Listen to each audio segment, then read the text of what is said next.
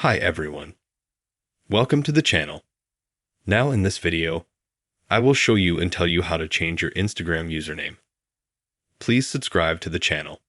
Watch the video to the end. Let's get started. To do this, we need to go to the Instagram application. Then you need to open your profile in the bottom right corner. In the upper right corner, click on the three dots. Here we open Settings and Privacy.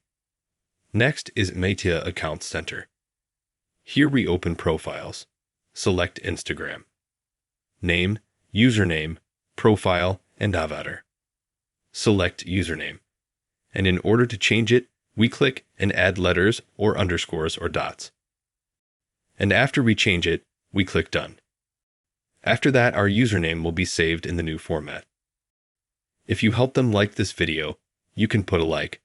Subscribe to the channel. Thank you very much for watching who watched it to the end. Goodbye.